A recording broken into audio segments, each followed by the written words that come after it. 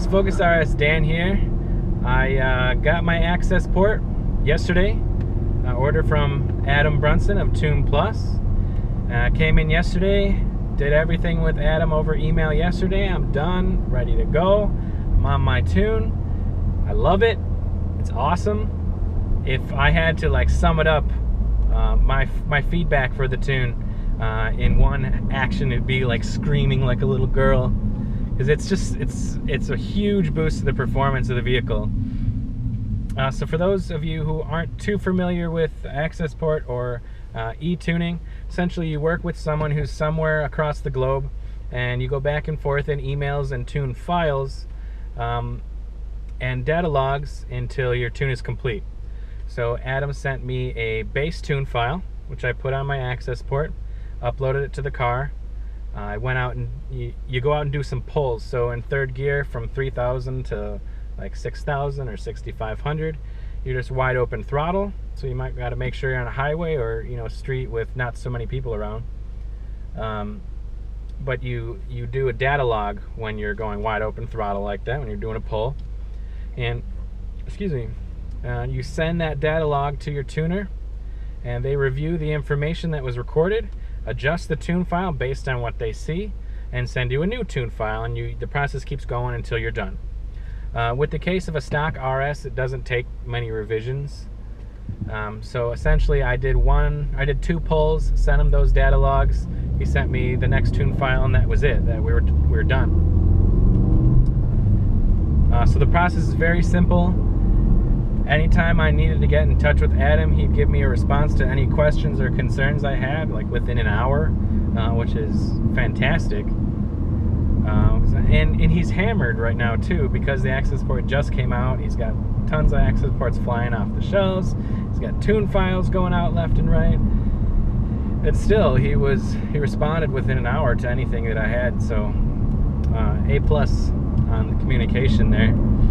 Which can be frustrating if you're dealing with an e-tuner and they don't get back to you quickly, or you have a question, they just can't answer your question because they're too busy or not in their email or something.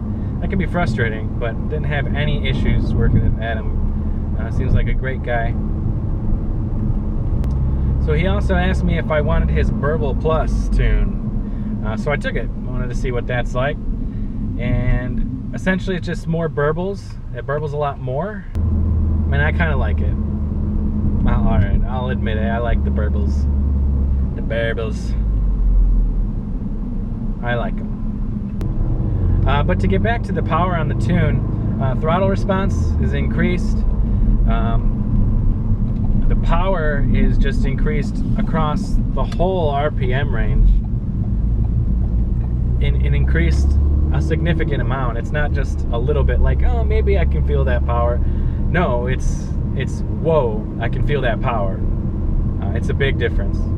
Now, a couple things to note for tuning, which was a couple of these things were new to me. So the OBD port is down by your left knee.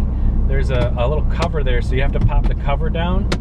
I didn't see a way to plug the access port into the OBD port while keeping this little cover on. So I have this like little cover hanging down. One weird thing too is the car likes to turn off when it's in accessory mode. So if you just plug the access port into the OBD2 port when the car is fully off, and you try to connect to the car, you won't. There's no live connection. There's just no connection there. It'll tell you it's not connected, or turn the power on or something like that. So in my Mazda, I would just hit the push start once. So go into accessory mode, play the radio, roll the windows down, and I do flash everything from there on my access port with the Mazda. It scared me with the Ford or with the RS here that I did that, put it in accessory mode, plugged it in, started flashing. If you're flashing, you never unplug it at all. Don't turn the car off, don't do nothing. I believe you can just brick the ECU, and the ECU becomes garbage, and you got to get a new ECU. So I had it in accessory mode, I'm flashing, it's at like 20%, and then the car shuts off. The car shuts completely off. The radio shut off. The radio shut off. I couldn't roll the windows down, nothing. But it didn't stop, it kept going. It kept flashing. And I didn't have any problems with it, even though everything else shut off. The communication between the access port and the ECU wasn't severed. So it was a scary moment, and I was worried, but then the progress bar kept going. So all in all, guys, I really love the Tune. The power and the delivery and the throttle response is all excellent. The Burble Plus is a cool little feature if you're into that.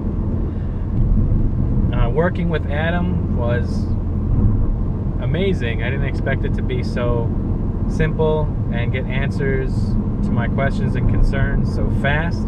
Get the Tune revision back quickly. I mean, everything happened from start to finish within a couple hours, and most of that was me getting logs and flashing the car. So yeah, great experience working with him.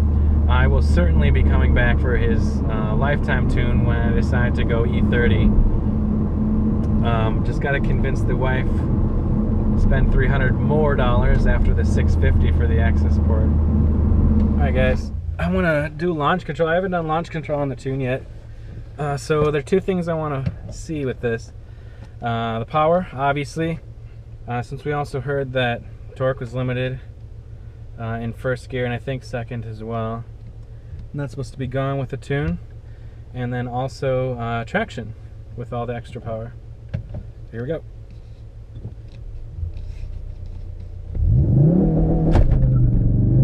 Holy shit.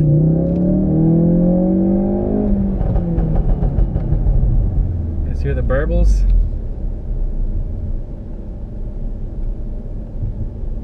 That was pretty nice. Yeah, no issues with traction. Actually, I hit a little bit of a squeal. Not much, just a tiny bit. I short shifted first. I probably shouldn't have done that.